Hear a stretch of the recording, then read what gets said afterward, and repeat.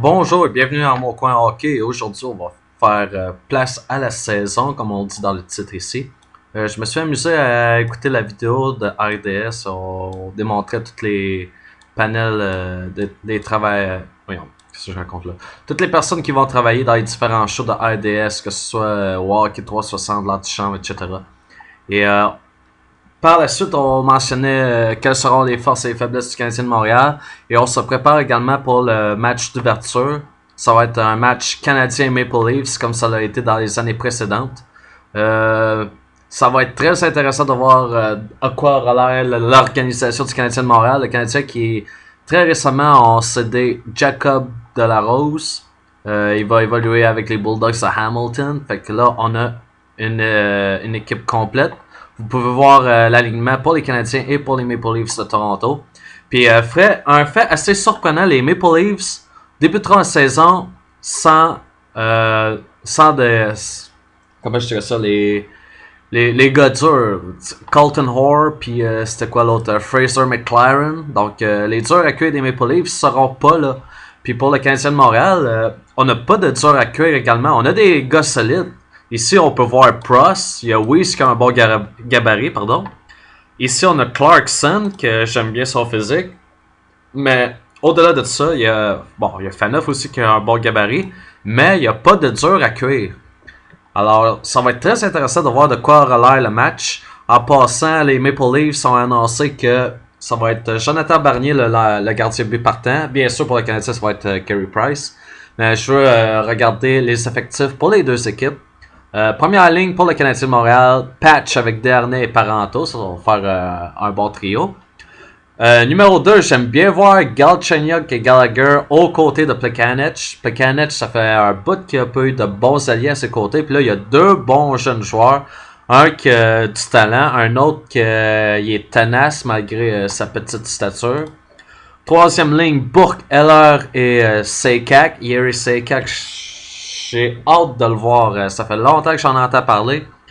Puis je veux le voir en action. Puis vraiment, je suis très intéressé de voir ce qu'il est capable d'accomplir. Pross, Malhotra et Weiss sur le quatrième trio. Ça va faire un bon quatrième trio qui va être polyvalent, je dirais. Sont capables de patiner. Les alliés sont capables de faire des mises en échec. Malhotra sera pas physique, mais c'est un gars qui est un bon, je dirais, il est bon sur la technique. Pour les détails, il y a un coup de patin qui est quand même pas super. Il peut jouer sur des avantages numériques, puis il peut surtout gagner des mises en jeu.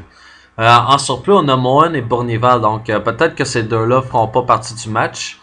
À la défensive, Emlyn et Subban, ça c'est deux défenseurs qui sont capables de frapper. Markov et Gilbert, des joueurs qui se doivent de passer à la rondelle. Beaulieu, Tinordi, qui alternait sur la pratique, puis Weaver qui va être là, donc ça va être entre Beaulieu et Tinordi, puis de tout ce que j'entends, Beaulieu serait le 6e défenseur, Tinordi serait le 7e défenseur, on verra bien, mais de ce qu'on nous dit, Beaulieu est beaucoup plus constant, il progresse beaucoup plus rapidement, il bouge bien, il bouge la rondelle bien, et Tinordi, de son côté, ben, c'est d'être solide défensivement, un peu comme Hall Gill. Pour les Maple Leafs, wow, ça c'est un bon trio. JVR avec Bozak et Kessel. Kessel qui produit 1 point par match. Le genre de joueur qu'on aimerait voir à Montréal sur le côté droit. Deuxième trio, intéressant avec Lupul et Kadri. Lupul, c'est un très bon joueur sur le deuxième trio. Kadri qui a connu de bons moments ici et là durant la saison dernière. Cousin, lui, je ne connais pas vraiment. Winnick, Holland et Fratton. J'ai bien hâte de voir Fratton, comment est-ce qu'il va jouer. Quatrième ligne, Santorelli, et ça c'est une nouvelle acquisition. Clarkson avec Santorelli, comment ça va se passer. Ashton et Leva qui va être en réserve.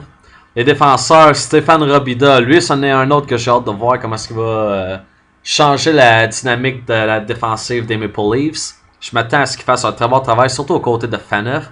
Faneuf, s'il peut se concentrer sur son jeu physique, puis Robida qui protège le net, ça va être excellent pour les Leafs. Deuxième ligne, j'aime beaucoup Gardiner et Riley. Deux joueurs qui sont capables de faire circuler la rondelle. Un peu comme Markov et Gilbert, ou sinon Markov et Beaulieu. Ici, on a Gardiner et Riley. Troisième paire, Percy et Pollock. Puis finalement, Cody Franson. Moi, je mettrais Cody Franson à quelque part dans le top 4. Mais si c'est comme ça, je pense que Franson va manquer le premier match. Mais peu importe, je pense que ça va être un match très, très, très intéressant. Justement parce que Bernier va être là. On va avoir Robida ici. On a des gars comme... c'est quoi? Santorelli qui est nouveau, que j'ai hâte de voir. Pour le Canadien, j'ai bien hâte de voir Parenteau. J'ai hâte de voir Sakak. Galchenyuk sur la deuxième ligne avec Plekanec. Donc un bon jeune allié avec un bon vétéran au centre. Ça va être très intéressant à observer. Donc, et ce qu'il y a de plus intéressant encore, c'est le fait qu'il n'y a pas de dur à cuire. Donc, quelles sont vos prédictions pour le match Maple Leafs canadien? Dites-moi ce que vous en pensez. Moi, je pense que ça va être très, très excitant. Ça va être très, très intéressant. On n'a pas besoin d'avoir des hommes durs pour rendre un match intéressant. En autant que ça bouge, que ce soit intéressant, qu'il se passe de quoi, que les joueurs travaillent fort et font tout pour réussir. Donc, m'arrêtez la vidéo là-dessus, puis on se reparle un peu plus tard.